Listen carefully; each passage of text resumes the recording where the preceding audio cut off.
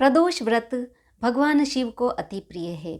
प्रदोष व्रत अलग अलग होते हैं, जैसे सोम प्रदोष, भौम प्रदोष, गुरु प्रदोष, शुक्र प्रदोष, शनि प्रदोष, रवि प्रदोष, बुध प्रदोष। तो इस तरह अलग अलग प्रदोष का व्रत करने के अलग अलग फायदे होते हैं।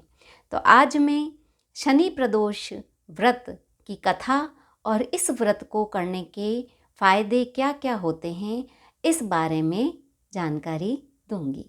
सभी दर्शकों को सादर प्रणाम। जय श्री कृष्ण। शास्त्र संगत चैनल पर आप सभी का हार्दिक स्वागत, अभिनंदन। तो दर्शकों, हम जानते हैं सबसे पहले शनिवार के दिन अगर प्रदोष हो, त्रयोदशी तिथि हो सायंकाल के समय, तो उस दिन शनि प्रदोष व्रत किया जाता है। और शनि प्रदोष व्रत के क्या क्या फायदे हैं, इसके बारे में हम जानेंगे। शनिवार को प्रदोष काल में त्रयोदशी तिथि हो तो उसे शनि प्रदोष कहा जाता है। शनि प्रदोष व्रत सभी प्रदोषों में सबसे महत्वपूर्ण माना जाता है। संतान प्राप्ति के लिए शनि प्रदोष व्रत एक अचूक उपाय है। जिन दंपतियों की संतान नहीं हो रही है, तो वे अगर शनिवार प्रदोष व्रत करते हैं तो उनके संतान अवश्य होती है। खोया हुआ राज्य व पद प्राप्ति कामना हेतु भी शनि प्रदोष व्रत किया जाता है। विभिन्न मतों से शनि प्रदोष को महाप्रदोष तथा दीप प्रदोष भी कहा जाता है। ऐसी मान्यता है कि शनि प्रदोष का दिन शिव पूजा के लिए सर्वश्रेष्ठ है। अगर कोई व्यक्ति लगातार 4 शनि प्रदोष करता है तो उसके जन्म जन्मांतर के पाप धुल जाते हैं, साथ ही वह पितृ ऋण से मुक्त हो जाता है। जो व्यक्ति इस दिन व्रत रखता है वह खोए हुए धन तथा जीवन में सफलता प्राप्त करता है। अगर संभव हो सके तो शनि प्रदोष को सायंकाल 1000 अथवा 100 अथवा कम से कम 32 दीपक शिव मंदिर में जरूर जलाएं। सर्वोत्तम रहेगा अगर आप किसी ज्योतिर्लिंग के दर्शन करें। इस दिन किसी ज्योतिर्लिंग के दर्शन करें तो सर्वश्रेष्ठ रहता है। नहीं तो आपके घर के आसपास शिवालय हैं तो वहाँ जाकर भी आप दर्शन कर सकते हैं। तो दर्शकों, शनि प्रदोष की कथा, जो प्रथम कथा थी, वह मैं पूर्व में वाचन कर चुकी हूँ। आज हम शनि प्रदोष की कथा नंबर 2 का वाचन करेंगे। तो कथा प्रारंभ कर रही हूँ। बोलो भोलेनाथ की जय। प्राचीन समय की बात है। एक नगर सेठ धन दौलत और वैभव से संपन्न था। प्राचीन समय की बात है, एक नगर में सेठ रहता था। उसके पास खूब धन दौलत थी, खूब वैभव था, पैसा वगैरह खूब सारा था, कोई कमी नहीं थी। वह अत्यंत दयालु था, वह बड़ा दयावान भी था। उसके यहाँ से कोई भी खाली हाथ नहीं लौटता था। उसके यहाँ जो भी जाता था वह खाली हाथ नहीं लौटता था। वह सभी को जी भरकर दान दक्षिणा देता था। उसके यहाँ जो भी जाता था कोई खाली हाथ नहीं लौटता था। वह खूब दान पुण्य करता था।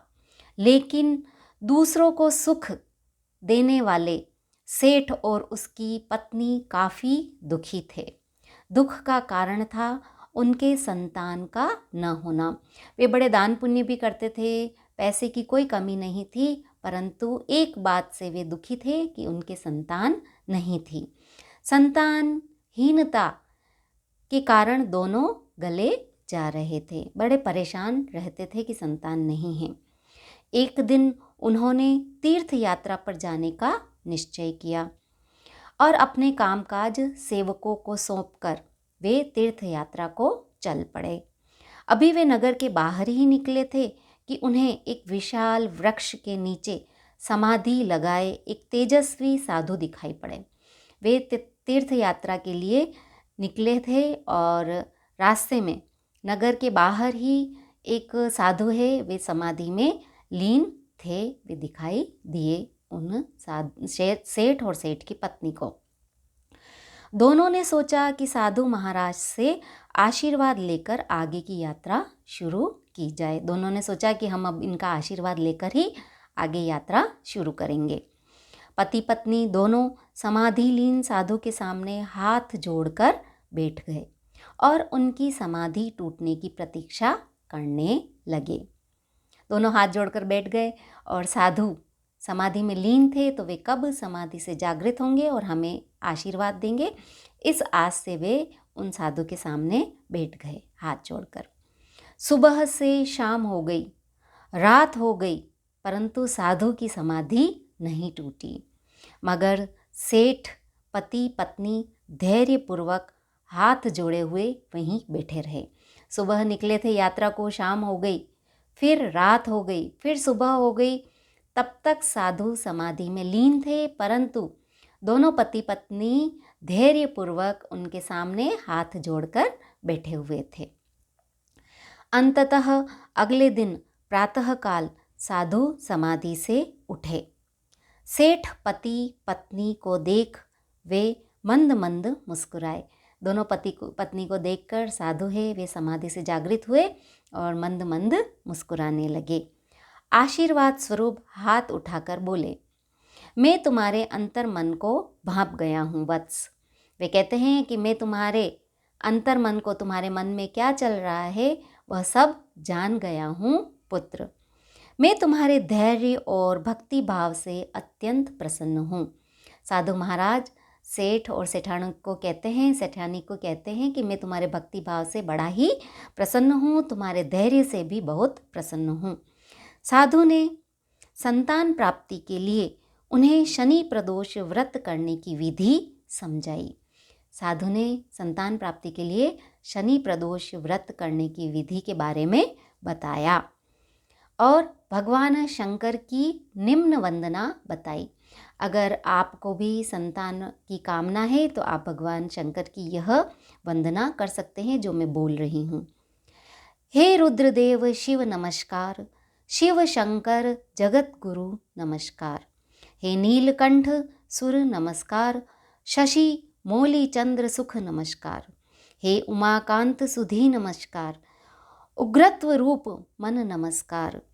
ईशान ईश प्रभु नमस्कार, विश्वेश्वर प्रभु शिव नमस्कार। तो इस तरह भगवान शिव की वंदना साधु महाराज ने सेठ सेठानी को बताई।